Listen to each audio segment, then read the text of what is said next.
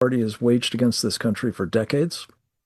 The damage it does, excuse me, and the extent to which we are not sufficiently cognizant that it's even happening, let alone the toll that it is taking. A very important development, which is occurring as we speak, is the publication of a new book by one of our most esteemed members of the Committee on the Present Danger of China. His name is Dr. Bradley Thayer. And Dr. Thayer has just literally today published an important book called America's 100-Year Wars with, well, the Communist Chinese, among others, the Communists more generally, many of them under the influence certainly being enabled by the Chinese, but before that with, of course, the Soviet Union, and at the very beginning of its life, the spawning of the Comintern and the Bolsheviks spreading this evil, toxic ideology worldwide. We are celebrating this publication and the focus that it is giving to the threat we face in our time, in what Dr. Thayer calls a revolutionary moment, in which the communists, foreign and domestic, and by the way, their allies in the Sharia supremacist camp, are prepared to seize power in our country if, God forbid, they have their way.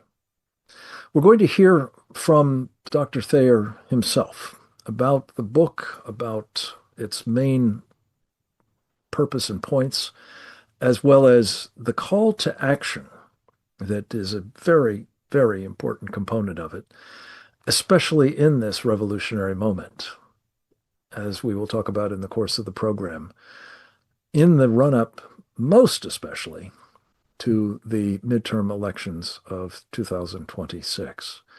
Dr. Thayer was kind enough to sit for an interview with me in our Securing America program on Real America's Voice, with the understanding that we would expropriate highlights of his comments there for the present purpose. Delighted to say, in addition to being a key member of our committee, Brad Thayer is a senior fellow of a wonderful organization, the American Freedom Alliance. As it happens, we will be hearing in the course of the program from its president, Dr. Karen Sigeman, another very important member of our committee, as well as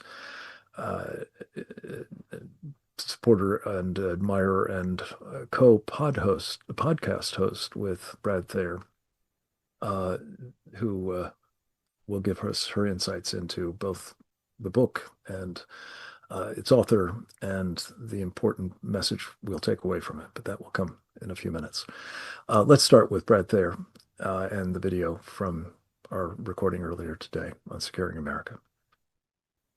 So, Brad, give us just the sort of short course on how it is that we could possibly have been at war with these guys for easily 100 years and still be so clueless about the threat that they represent and the fact that it's now within our own gates. Well, Frank, it's a great question.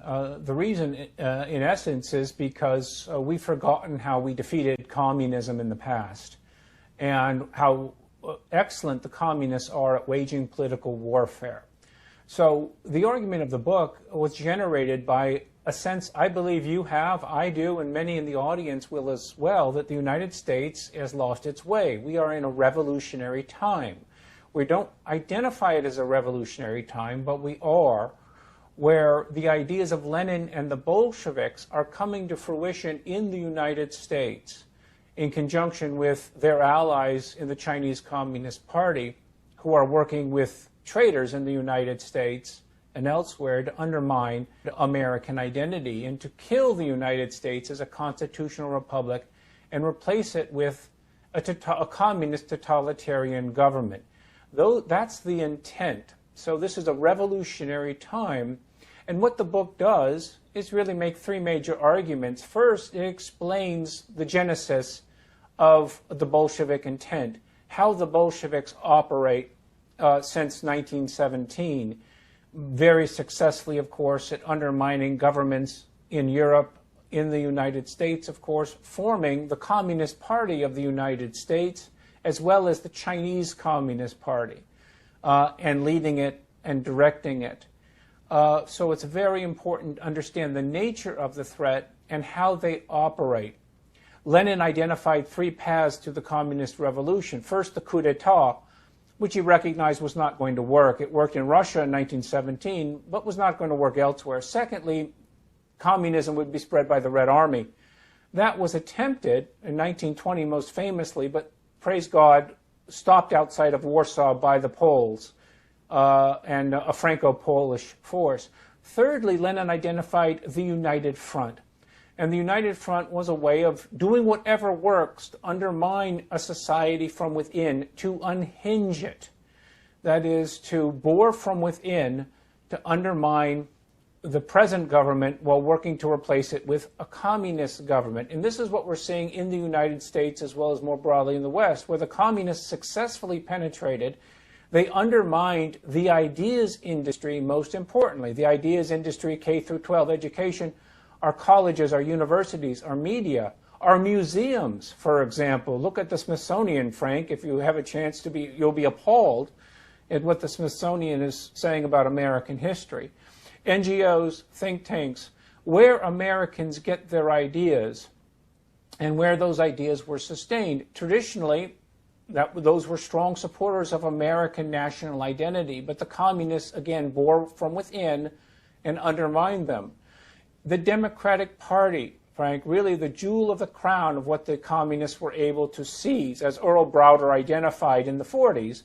The way the communists were going to succeed was not through the Communist Party of the United States, but by seizing control of the Democratic Party. So we are in the final stage of their revolution, where they're using mass immigration to import new populations into the United States as a way of taking that final step, Frank. You know, of course, in your time in the Pentagon, the importance of mass. Numbers matter. And when you have not only the 20 million who've been imported under Biden, over 20 million, goodness knows how many actually, when they're importing, heaven forbid if they come back into power, 60 million, 80 million, the United States as a constitutional republic will be over. The second big argument is, what do we do about it?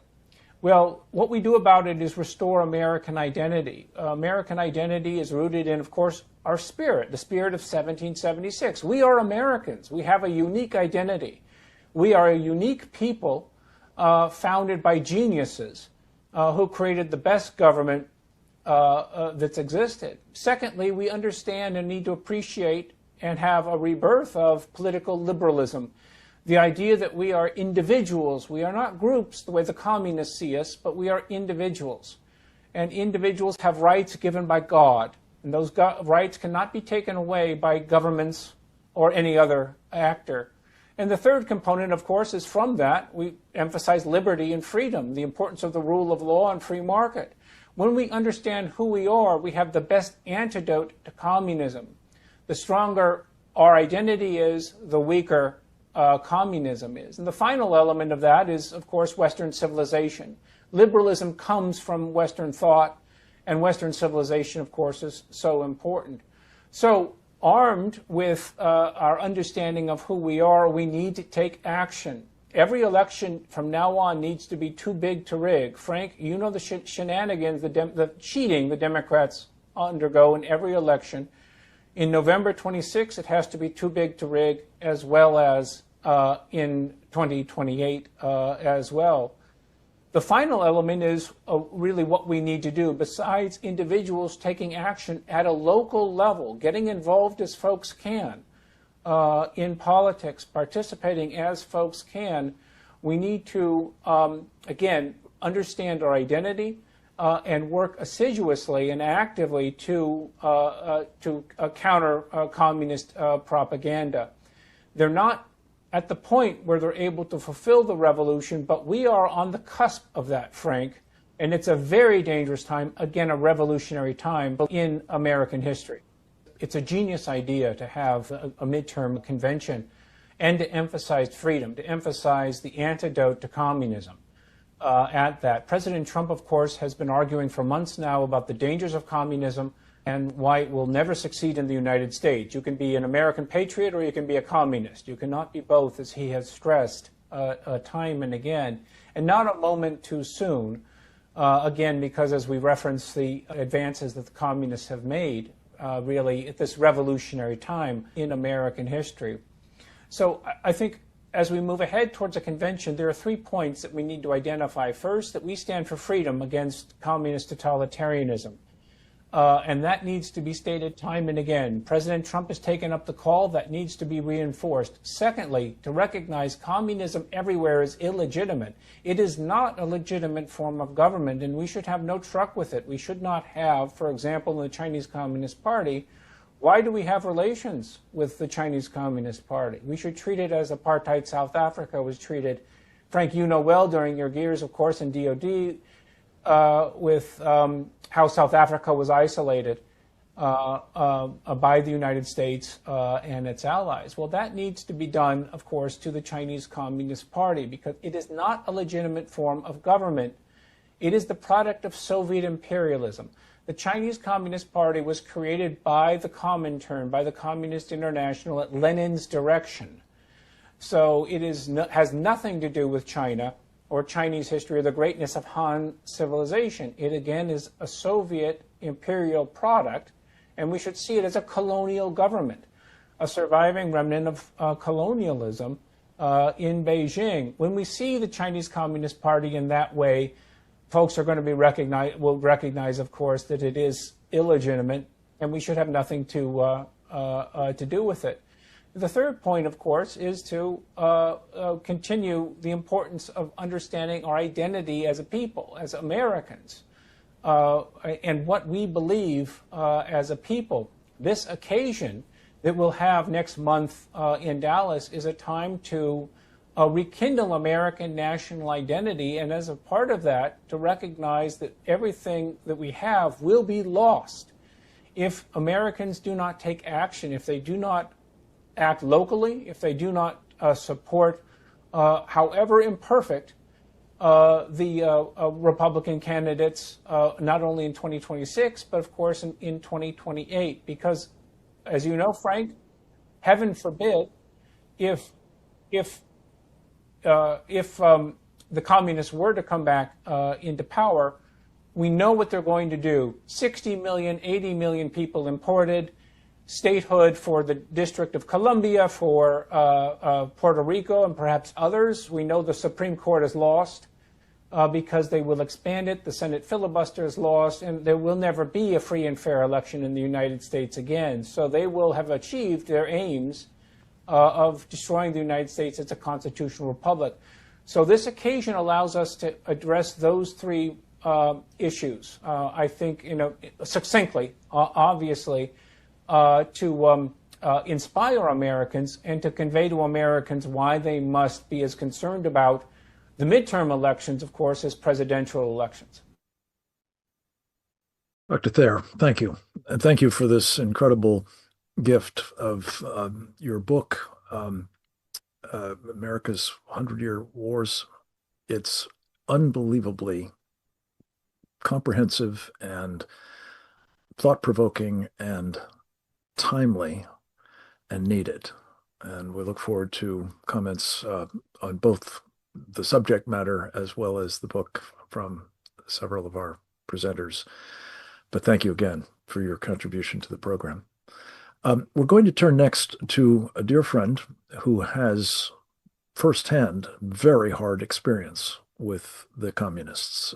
She is a refugee, in fact, from the place that they have done their most horrific damage, and that would be communist China. Her name is Xi Van Fleet.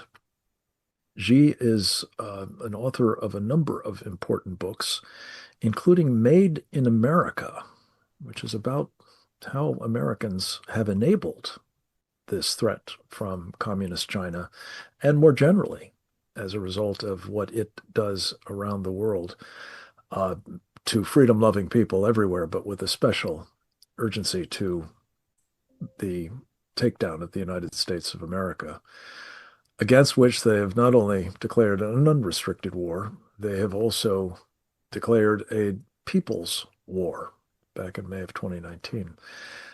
We're always delighted to have Xi with us. We only have her for a brief moment, so I wanted just to put a quick question to you, Xi. We're talking about a threat you have been warning about for years. Notably, you came to public attention by doing so in a place not far from here, the Loudoun County Public School Board, where you were warning about cultural Marxism in our curriculum. Brad mentioned that the schools are one of the lines of attack that the communists have been very successful in mounting and wielding. Could you just give us, in short, your reading of where we stand now? Do you agree with Dr. Thayer that we are in a revolutionary moment at the hands of, as we'll be discussing more, this red-green axis, but specifically this communist dimension of it? Oh, yes. I think in the just past few years, we are moving very fast to a real revolution. When I started talking, that was a few years ago, 2021, and the main focus for most people is cultural Marxism. They're trying to, push things like DEI, identity politics, and the race war, but very quickly, and that's alarming. Actually, in the past few years, they bring back the economic Marxism, and then we hear people talking about especially those self-claimed socialists. They're really talking about the revolution. They're talking about changing the system and take over the means of production. And a lot of American people heard that word and just went over their head. That is exactly the term for revolution. Take over the means of production, take over businesses. And that's what's going on in the New York. And a lot of people still have no idea that is communism. They are taking over not just the cultural institutions, which they already successfully did, but now they are talking about changing the system, fundamentally changing the system.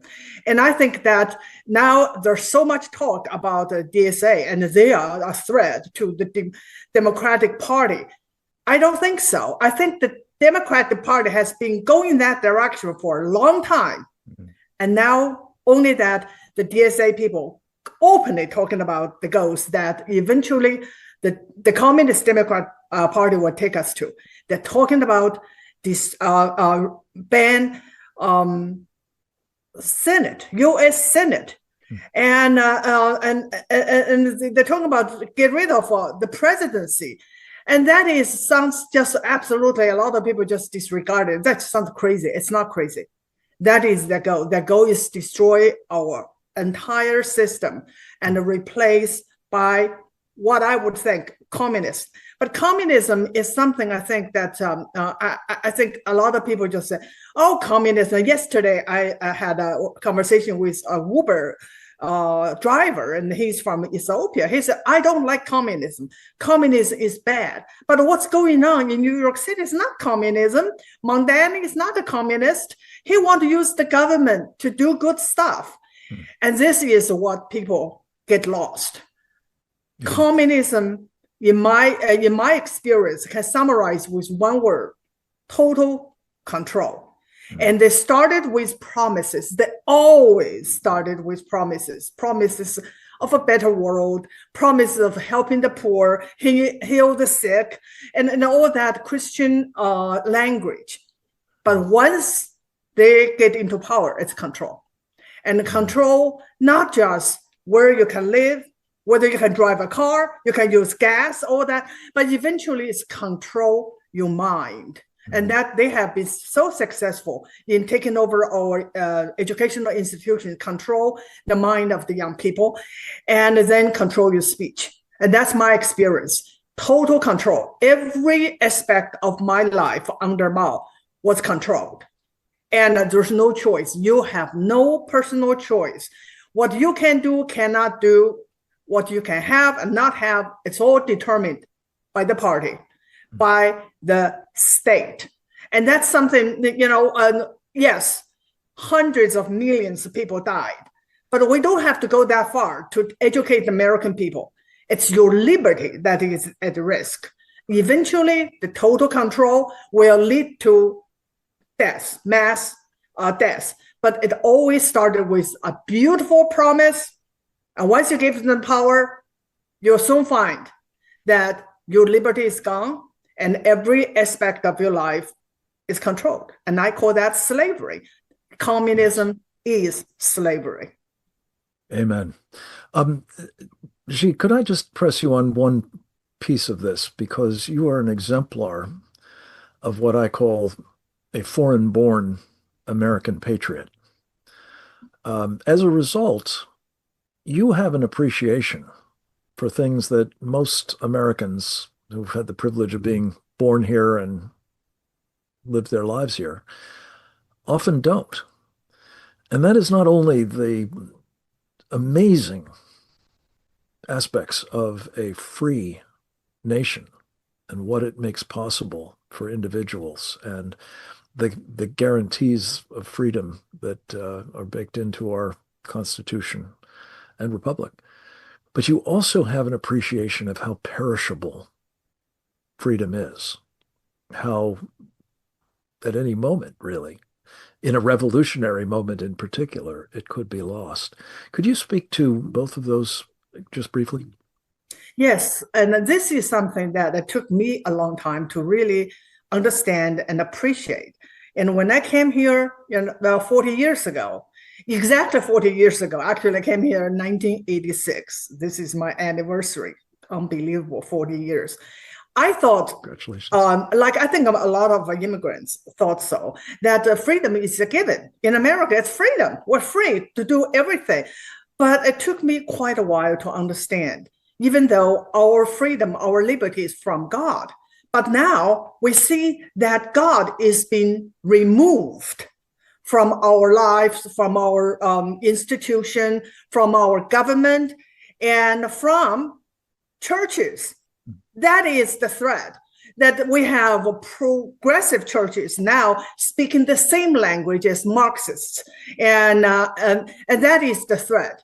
And this country, it took me really a while to understand, is absolutely built on the foundation of Christian principles. Once God is removed, we will lose our freedom and our liberty. And just like Jefferson said, the God that gave us liberty, the God that gave us life also gave us liberty. I think that is something I really think a lot of people are not paying attention. And you can see that even the DSA members, they talk about their radical program as Christian because they want to give healthcare to everyone, including, illegals or whatever.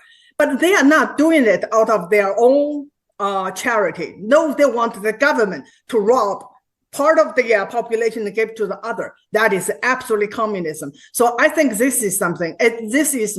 Something I think I start to really, really realize and understood. And I think this is something that Americans should give a lot of thought to and say where our liberty is from. Once you remove the source, you remove what we take for granted. Amen.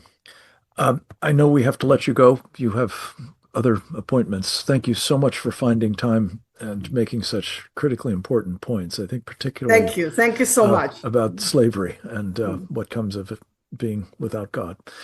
Thank you so much. Thank you. We're going to turn next to a woman I introduced briefly a moment ago, the president of the American Freedom Alliance, Karen Sigeman.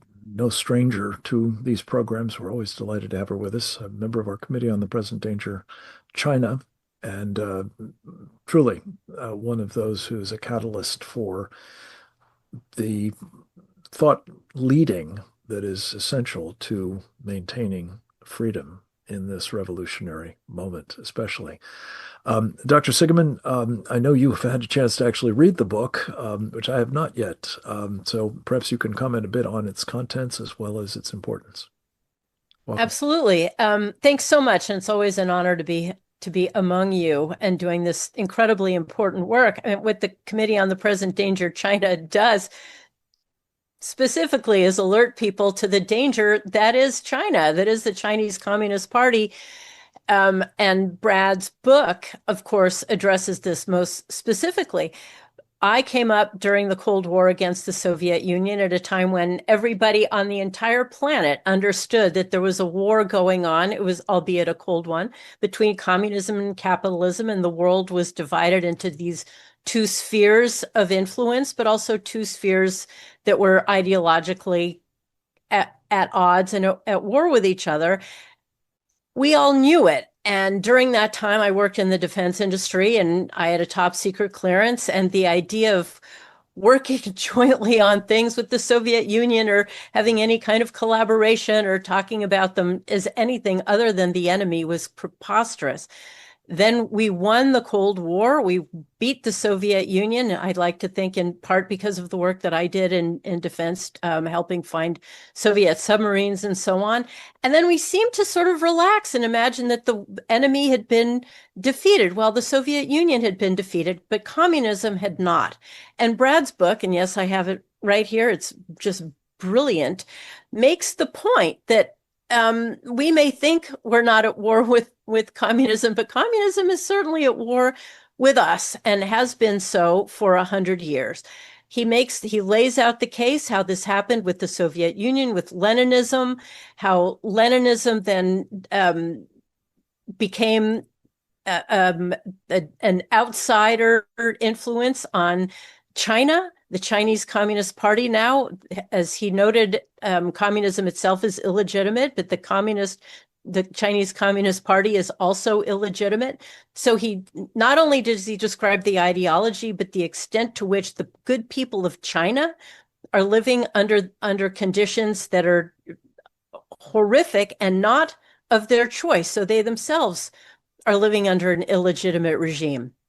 It's so easy to forget. We forgot the lessons that we learned during the Cold War. We forgot how to be on a war footing. But I promise you, the Chinese have not. They have declared people's war on us. That we have been dealing with them, seeing us as a foe. There's a notion of unrestricted warfare that and if you're listening to this, you're very familiar with this idea. It's any tactic up to and including kinetic war. When we think of war, we think of kinetic war. Any tactic up to and including that. And as Brad mentioned in his remarks, political warfare, and especially they've captured the ideas industry, which means not only are our kids ignorant, and we're many generations into this, ignorant of communism, and this is what got Xi involved in this in the first place. The extent to which our kids are not only ignorant, but they think communism is an entirely different thing from what it is, that it's harmless.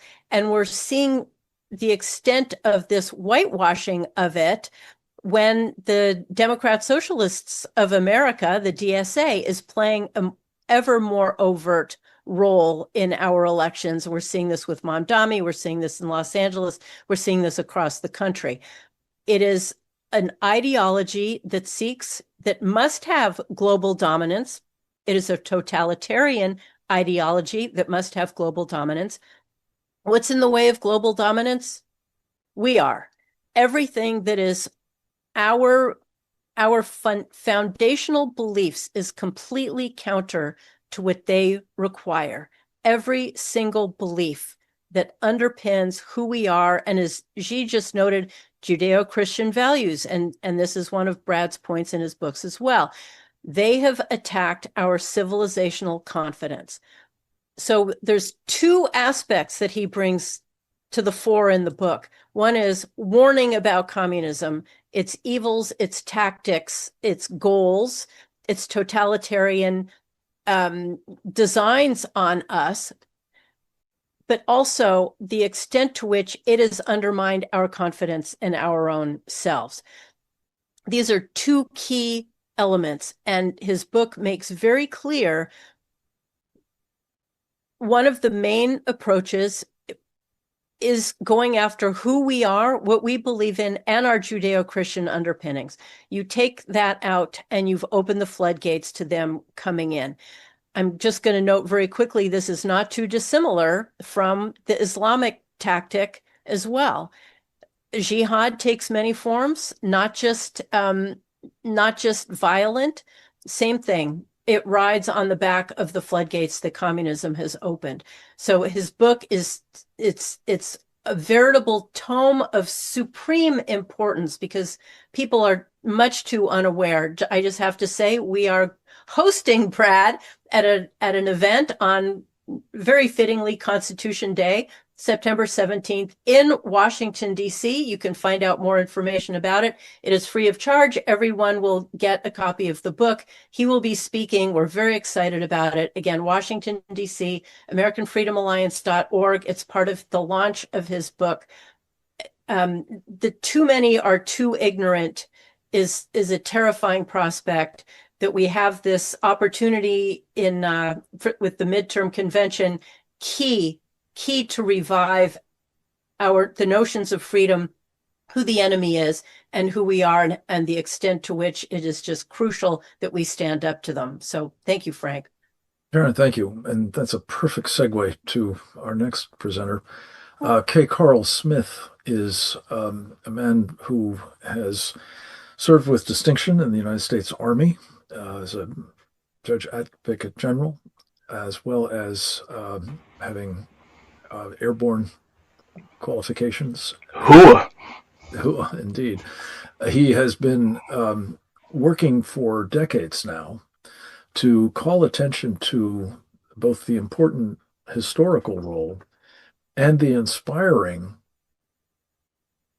contribution still to be made by one of the leaders of the abolitionist movement in the United States, Frederick Douglass, a man who was himself a slave at one point, became one of America's most influential proponents of freedom and opponents of slavery. And in that role, he was an instrumental figure in not only that movement, but also in the birth and the ultimate success of the Republican Party, which led the fight in the political realm to abolish slavery, albeit at an incredibly high cost. The election of President Lincoln as the Republican Party's first presidential nominee, and the Civil War that followed, with the loss of some 650,000 people, including Abraham Lincoln himself, and the ultimate beginning of what turned out to be yet another phase of the struggle to free those who had been oppressed by slavery in this country, the Civil Rights Movement. I think it's fair to say throughout all of this time, whether they were avowed adherents to the thinking and tenets of Karl Marx, or whether they were simply proponents of slavery, the Democratic Party, in contrast to the Republicans, was working to preserve some of these horrifying practices. And even after it embarked on the Civil Rights Movement very belatedly, 1965, it, as our colleague and friend Jim Simpson has pointed out, simply sort of migrated the idea of servitude for blacks by putting them firmly in the maw of the Great Society and continuing the process of suppressing them on the plantation in a figurative sense, if not literal. K. Carl, thank you so much for the insights that you are bringing to this revolutionary moment, and in particular for what we've been collaborating in thinking about and are now, I hope, going to be very aggressively trying to implement, namely something that Karen referred to there at the end, turning a midterm convention into both a celebration of this party and its historic role, and also making a very, very concerted effort to be the party of freedom once again. Once again, opposing those on the Democratic side who will be championing slavery. That's right. The communist form or the alternative jihadists with whom they're collaborating. So over to you, sir, and thank you so much for being with us. No, thank you for the opportunity to be here. And I wholeheartedly agree with everything the other guests had to say, because this is a pivotal moment in our country. Democrats, socialists are gaining ground, it appears, but it's more than appearance. They are gaining ground, and we that live for liberty, stand for liberty, we got to come up with a strategy so we can restore our founding principles and win. And the only thing about what's happening in Dallas, I just wish Karen and you had the opportunity to speak there, because I don't know who's speaking in Dallas, but listening to you all speak and the lady earlier who had real life experiences under Mao, they need to hear this, because I'm concerned, because we have something that's happening in this country that I never thought happened in my lifetime, but it is here in front of us. And what the young lady who had the experience with Mao, she tied it together. She said Marxism, communism is just slavery. And that kind of tied into, Frank, when I just wrote my book, Douglas versus Marx, and kind of, if I could just give an introduction what that book is all about. Well, Frederick Douglass and Karl Marx were both born in the same year, 1818. They were contemporaries. So here are two men who were contemporaries, who looked at oppression in the world. Karl Marx looked at oppression through a theory. He wrote his philosophy sitting in coffee shops and libraries, because he never experienced oppression. And Douglas had real life experience about oppression. They looked at oppression in the world, came with two totally different worldviews. Karl Marx believed our rights come from government, and Douglas wrote and spoke about how our rights come from God. So when I've been a student of Frederick Douglass for many years. So as I studied Frederick Douglass, I said, wait a minute. Frederick Douglass is the answer to save this nation, because Frederick Douglass wrote about his experience as a slave. In one of his speeches called The Nature of Slavery, he said the first aim of slavery is to get rid of God. Well, that's the first aim of Marxism, is also to get rid of God. So by Douglass writing about his experience as a slave, he in essence was arguing against Marxism before the word Marxism was invented. Because the techniques of oppression, as the young lady mentioned earlier, the techniques of oppression used by the plantation slave master are identical to the techniques of oppression used by a slave government we call Marxism, communism. So in this book, we basically put Douglass and Karl Marx in the same room, using source documents, and let them debate. So here's Frederick Douglass and Karl Marx in the same room, and they're debating all of the attacks of Marxism. They're debating free speech, the right to keep and bear arms, the role of government. Where do our rights come from? And that is the fundamental debate that's in the book, because if we don't understand that, get that right, all the other rights doesn't matter. So all the attacks of Marxism, Douglass actually wrote about when he talked about his experience as a slave. And the book is a powerful tool to really teach people, especially the next generation, that there's a difference between liberty and communism, and why liberty must be valued.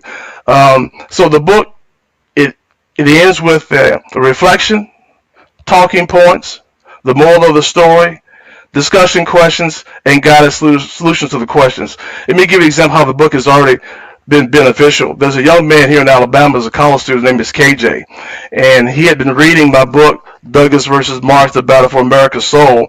And in his history class, this is last year, the professor stood up in history class and said that the Constitution is a racist document, and to prove that it is a racist document, they gave us a 3/5 clause saying that blacks are 3/5 of human being. I was taught that in college. I'm a graduate of historical black college. I was taught that in college and believed it for 35 years. Well, KJ had been reading the book Douglas versus Marx, and when the professor said that, KJ politely pushed back against the professor, brought up what Douglas said, because that's one of the debates in the book. Brought up what Douglas said about the Constitution, calling it a glorious liberty document, and what Douglas said about the 3/5 clause when Doug was in Glasgow, Scotland. The bottom line is KJ won the argument with the professor, and he won the classroom because other students in the classroom wanted to know more about Frederick Douglass's liberty message. So that's the power of leveraging Frederick Douglass to fight Marxism. And the way I like to put it, since Douglass wrote a lot about liberty, that the liberty message of Frederick Douglass is the most effective liberty message to defeat Marxism. Douglassism is the answer to defeat Marxism. We just have to leverage it. And God put this book on my heart because America doesn't need another book. America needs a strategy. And that's what we put together, and to help teach young people and teach Americans about the importance of liberty and why it must be defended and fought for. And Douglas is the answer to do that. Amen. We look forward to both collaborating with you in the run-up to the events in Dallas, Carl, as well as hopefully making sure that these messages are heard by those. We got to get you a speaker to be there in Dallas. First things first. We got to get all of these topics on the agenda, and I pray that we'll be successful in doing so. But thank you for your contributions today. Our cleanup batter for today is George Racely, a man who knows intimately the various challenges to freedom that we are confronting from Marxists, yes, and from the Sharia supremacists as well. He has written about all of these topics extensively in his role as the managing editor of a marvelous online resource called Conservative HQ. It's an online newsletter of the great Richard Viguerie. He has also brought to his writings the wealth of experience of a senior congressional staff member, as well as a senior advisor to Vice President of the United States. Plus, on top of all of that, experience in some 300 campaigns from every level, and at I think, in various states as well as nationwide. George Racely, I thank you so much. You've responded to a last-minute call to participate in this. I'm glad you were able to hear what we have covered to date, and look forward to your closing comments. In particular, if I may importune you, to talk about the importance of this upcoming convention and the opportunity it presents to really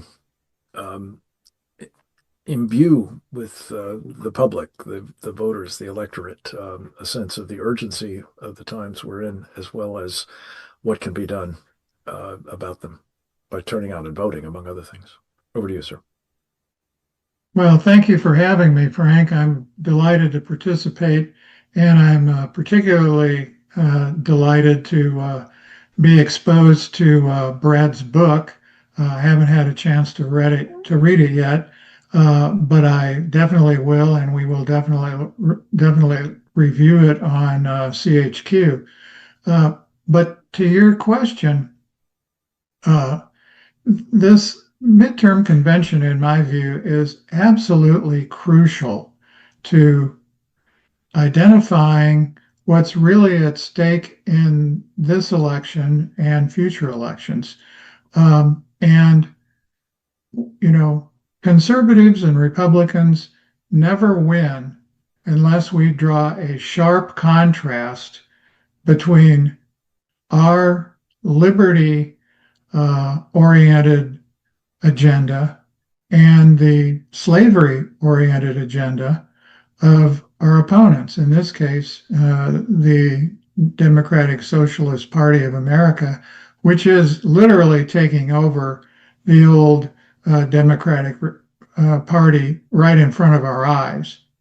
And I find it very interesting that a lot of establishment Democrats have been saying, "Oh, well, you know, this is okay. You know, these young new Democratic Socialists have a lot of enthusiasm, and we can channel that enthusiasm on behalf of our establishment Democrat candidates." Well, one of the things that Brad's book will make clear and will disabuse them of that notion is a reminder that when the Bolsheviks took over Russia and created the Soviet Union, the first to be executed were the Mensheviks, who were their socialist allies in the takeover. And so we really are at a point, and I don't think it's overdramatic to say that these next few elections are going to determine whether, you know, we defend liberty by ballots or by bullets. And the communists have evolved a doctrine which is targeted very, very narrowly and very, very intelligently at how our politics and how our culture and how our mentality works here. And that is that we're oriented towards immediate results. And so they, on the other hand, play the long game. And so the notion of the 100-year war, which is actually very accurate in terms of, for example, the relationship between the Soviet Union and the Communist Chinese Party, and now Red China. In the 1920s, the Soviets hosted a convention of the colonial peoples, and their goal was to build an alliance and to activate peoples who were allegedly oppressed under colonialism. The Chinese, among those, also the Muslim people of the Middle East and North Africa.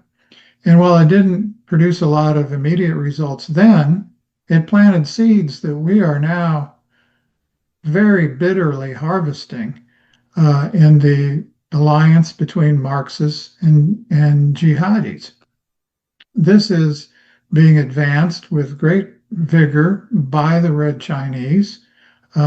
Just this week, as a matter of fact, I think yesterday, they came out and said, well, no, we're not going to participate in the isolation of Iran because that's not the way to solve this war. Well, they're right in one sense, and the way to solve this war is to win it and to stop with these circular negotiations. But more to the point, they understand that prolonging the war advances their interests, and it is one of the weaknesses of our system that we are not good at playing the long game. And so the notion that we have to educate our populace as to these threats and activate them, particularly for this next election, is one of the benefits of this midterm convention. And I've been fortunate to attend something like 10 Republican national conventions. This is the first midterm convention that the party's hosted.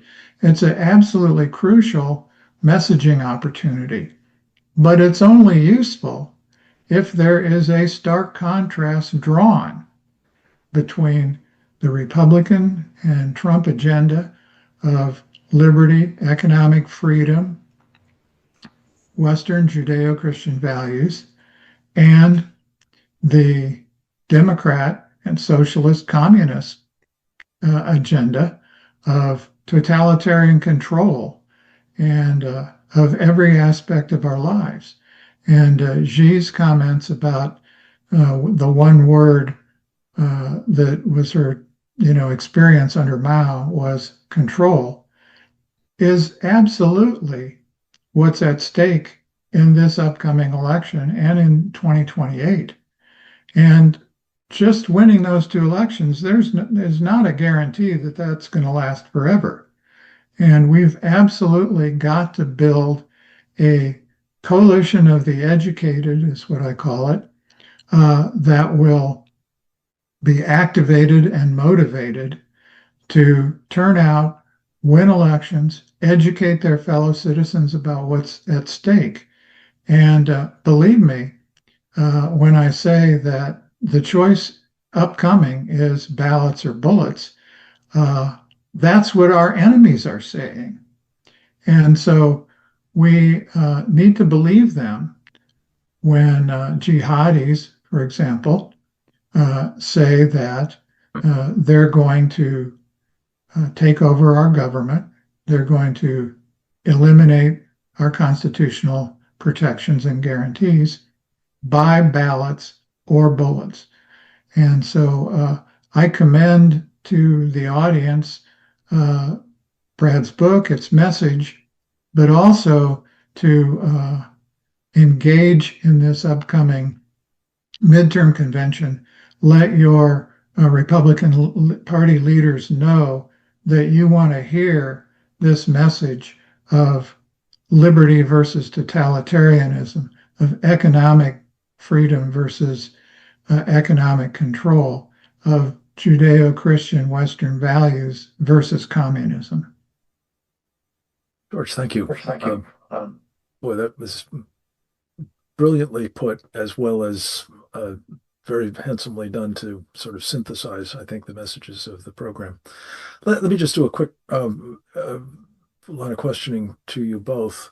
We have Karen and George with us at this point.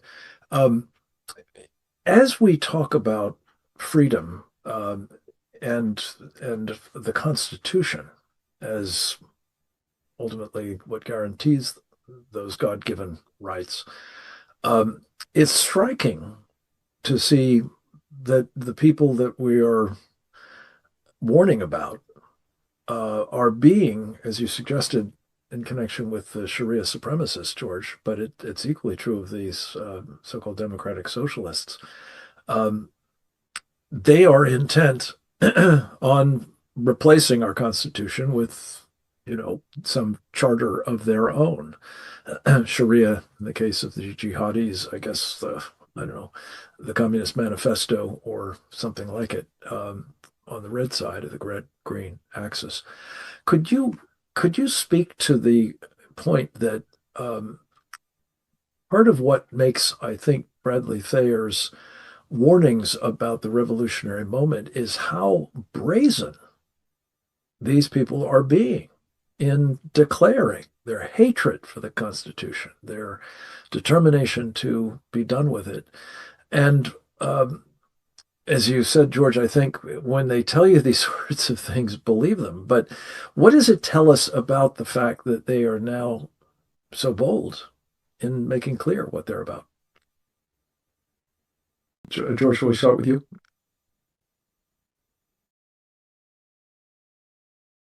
Yeah, Frank, I would say that the reason they're so bold is they think they're winning. Mm-hmm. And there's nothing like being ahead at the 2-minute warning to enthuse the team to press harder. And so I think that that's one of the reasons. And if we look around the results in some recent elections, if we look at the collapse of the Democratic Party establishment, they are right in that sense. Now, the crucial thing is we've got the two-minute warning, and we also have a chance to get the ball back and run some very important plays at this midterm convention. And so this is an absolutely crucial opportunity to turn around the momentum and get people on the right and in the center enthused about this election and participating in it, because they've been educated as to what's actually at stake, which is the Constitution and the liberties that it guarantees. Yeah.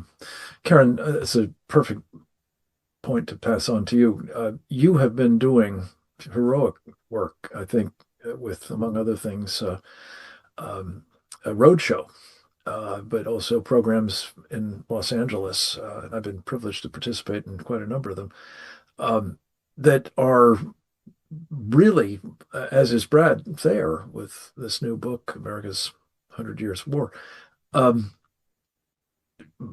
making clear that this is no drill, as we talked about on an appearance you had on Securing America earlier today.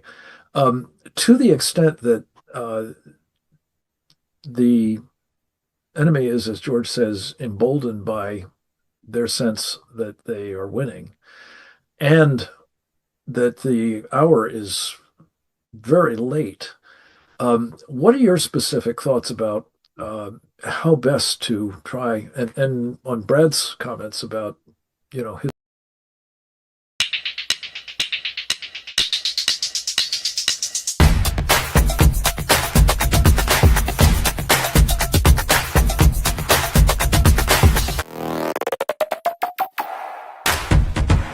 his calls to action as well? Yeah, it really is a pivotal moment. It feels existential. It is not a drill. It is a revolutionary moment. We do have the election coming up. And yes, the roadshow that we did, World War III, the early years, we started with one in 2023 and then did 5 of them across the country in swing states in 2024, that you were a key element of every one of those. The idea was to bring home the point to people. 2024 was before the presidential election, that it wasn't a drill then. It's serious business. One can lose one's country. Xi, again, her lived experience. My dad was born in Berlin in 1928 and watched what happened to his country. It's not, while too many people find it impossible to imagine that things aren't going to always be the way they are, the left, the communists, have been undermining all that we are and all that we believe assiduously for a very long time. The left's long march through the institutions has undermined, as you know, Brad's phrase, we all use it, have undermined the ideas industry. That's education. It's everything. It's the air that we breathe and the water that we swim in. Everything has been taken over to this extent. And I just want to make another point that people have been talking about. This idea of culture being, that politics is downstream from culture. Well, that used to be the case until the left took over the culture. There is no separation between the two anymore. The culture is political. To communism, there is no such thing as anything outside of the political space. So wherever they fight, we also have to fight. Wherever they are has become a front in this war. They have been trying to undermine us, take us over, conquest, and all of this. Again, communism requires things to be total. So whatever they have turned into a front, which is pretty much everything, it's sports, it's bathrooms, it's absolutely everything is a front. So there's nothing untouched. If they leave nothing untouched, we also have to leave nothing untouched. So education, key element, media, key element, sports, key element, the Smithsonian, all of this. And one last bit of this, why do they feel that they're winning? Because they are. Why do they feel emboldened? Because we've allowed them to be emboldened. And it's not just the cultural space. It's not just the political space. It's not just the legislative space. It is the election space. Where I live in Los Angeles, the idea that our votes matter is preposterous. This is a full-on Stalin-esque kind of thing, or Stalinist. It's not who votes, but who counts the votes. It's not the case across the country yet, but it will be. And the more they go after the big states with the big electoral numbers, and, to George's point, they are increasingly brazen. The DSA is increasingly brazen because they feel they can be. What is our job? To let them think twice about that. So they feel they can be. They feel everyone's on their side. They feel they have elections on their side. But there's another aspect of this too, which is the extent to which they paint Donald Trump and those who support him as evil, as Hitler, as the devil. So not only do they feel that they are right, but they feel it's the right thing to do everything possible to take him down, to take us down. So it's a multifaceted, multi-fronted war on us. We did those events, World War III.